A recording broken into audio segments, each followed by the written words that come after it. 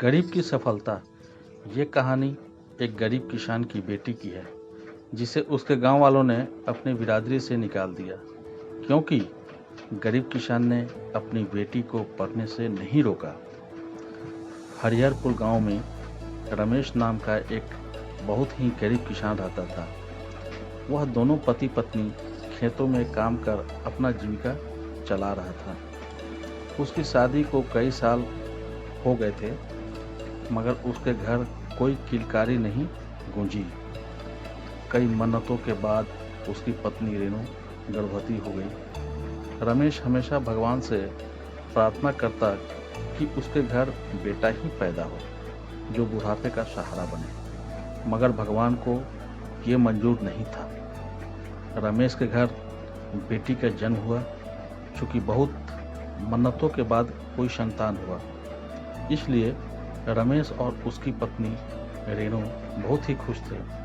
भले ही बिटिया ही पैदा हुई थी। दोनों ने बड़े प्यार से बिटिया का नाम परी रख दिया।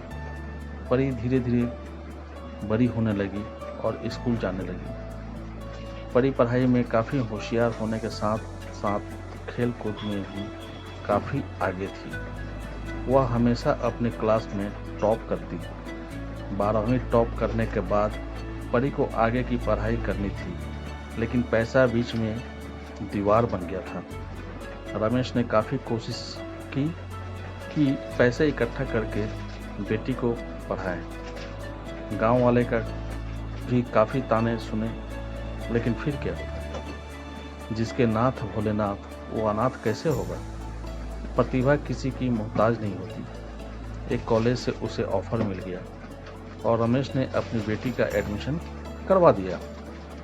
रमेश को गांव वालों ने बहुत भड़काया कि परी को कॉलेज मत भेजो, वहां कॉलेज जाकर लड़कियां बिगड़ जाती है। रमेश गांव वालों की बात नहीं सुना, जिस कारण उसे गांव से बाहर रहना पड़ा। 3 साल परी अपनी स्नातक की पढ़ाई के साथ साथ कंपटीशन की तैयारी करती रही और 3 साल बाद जब स्नातक पूरा हो गया तो परी ने यूपीएससी की परीक्षा पहले ही प्रयास में पास कर लिया और आईपीएस अधिकारी बन गई। अपनी बेटी की सफलता को देखकर रमेश और पत्नी रेणु के आंख भर आए। रमेश ने पूरे गांव में चिल्ला कर बताया कि उसकी बेटी कॉलेज जाकर बिगड़ी नहीं, बल्कि आज अफसर बनकर आई है।